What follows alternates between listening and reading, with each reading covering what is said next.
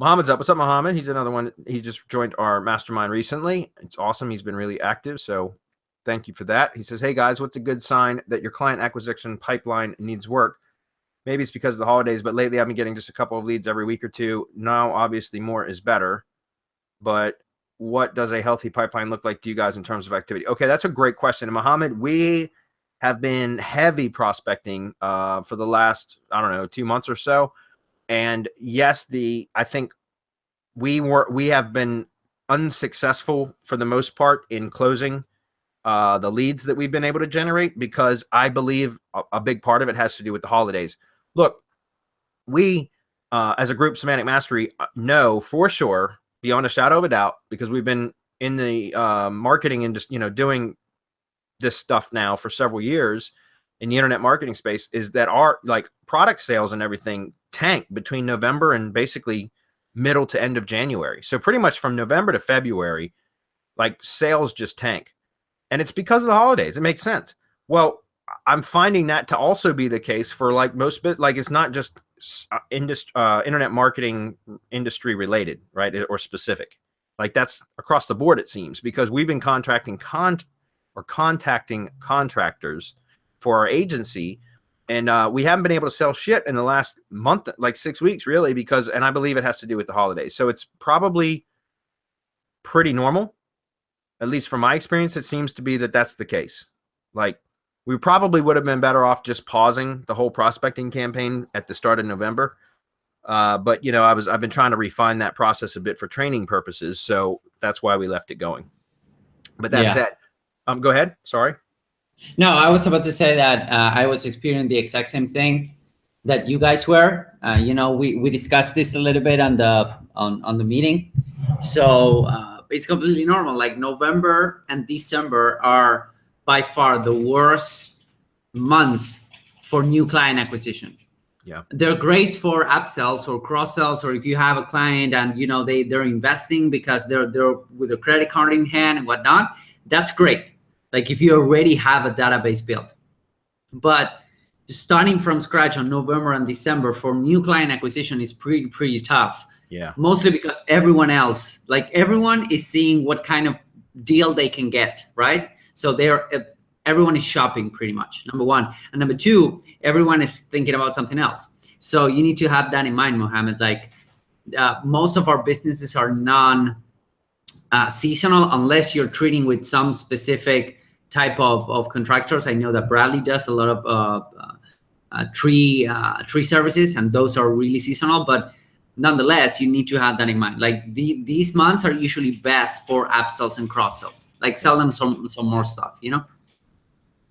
The only client I ever closed, and we're talking about nearly 15 years, the only client I ever closed at Christmas was a client who did something that was seasonal. Of course, for the Thanksgiving and Christmas season. And that was it. And well, there was another one, but that was here in Costa Rica. But that's because that's the tourist high season in Costa Rica. So it's very seasonal. I mean, you guys are absolutely right. That I can think of in 15 years, 2 clients. One was for tourism, and the other one was what they were selling was for not Thanksgiving, but Halloween, Thanksgiving, and Christmas. So it's okay, Mohammed. I'd be worried if it doesn't start picking up this month, like towards the end of the month. Then that's when you should start looking and saying, okay, what's going on? What do I need to fix? Yeah. And so he says he's been getting just a couple leads every week or two. Now, obviously, more is better. But what does a healthy pipeline look like to you guys in terms of activity? That's also a good question. It depends really on what type of volume you're looking to do. Also, what type of prospecting you're doing. In other words, there is the laser approach or the rifle approach, right, which is very, very targeted. We covered that just recently in the mastermind when we did the video email prospecting webinar, where I went through that step by step. That's very super effective for generating leads, but it can be very time consuming. You can outsource the majority of it, but there is one specific part that you, as the you know, the technician, the person that will be dealing with the client needs to do, and that's record the videos yourself. The like introduction or the audit videos is what I call them, right? So that's something that you would need to do. But that right there, like it's time consuming. So, but it's very effective. So let's say that you had what I suggested during that webinar was that you develop a process and develop a habit, create, you know, make sure that that's like a corporate habit. In other words, it's a habit that you developed for your business so that it gets done. And that's why I mentioned in the webinar, and we're going to be releasing a course on this in a few weeks, guys, specifically about this. Okay. A full-on course about it. All right. But, if you outsource this, you know, it'll get done. If you leave it to yourself to do it, I know, and I'm speaking from experience from me, guys. I can talk about what I did, and it's pretty common. It's pretty typical because I've heard this. What do we do especially as solopreneurs, which I'm pretty sure Muhammad is, which is what I was for a very long time, is if we provide client services or we're looking for lead gen, you know, service providers to buy leads from us, then what do we typically do? We typically go out and set up prospecting campaign. We start to generate leads. We start talking to a few people. Then we land a client or two or three, and then we turn the prospecting machine off. And we go you know, do the work that they hired us for, right? So we go rank properties and work on their stuff and blah, blah, blah, because we're good. We got those leads, right? We closed the sale. We're good. We don't need any more leads right now. But then what happens when that work is done? Then you got to start all over again, right? You got to start that machine back up. You got to go through the process. What you should be doing is, and I've said this many times before, but this is where I failed. And that's why I say I speak from experience, because that's exactly what I did. I used to do it in waves and cycles. So it was always up and down, up and down. And what I should have done in retrospect was kept my pipeline full of leads at all times, because that does a number of things. Number one, it helps you to be more selective in who you get to work with, right? If you got 10, 20 new leads coming in every single week, then you can select you can cherry pick the best leads to work with.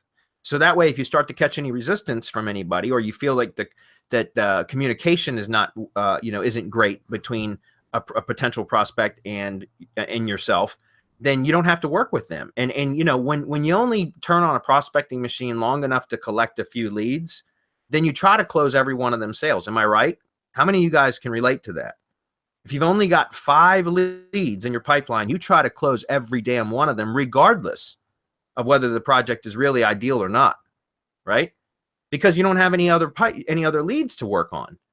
So if you had 20 leads instead of 5, you could hand select the ones that you want to work with, and the ones that feel like they're uncomfortable or you got a gut feeling are going to be difficult or whatever, you pass on them, right? You put them in the delete pile so that you don't even have to worry about them. And that way you can be more selective. You get to work on projects that you prefer to work on. And it's something that, again, you need to keep that going all the time, Muhammad. That's what I totally recommend. And that's why I recommend outsourcing the vast majority of that, because then you know it gets done week in and week out without you having to do it.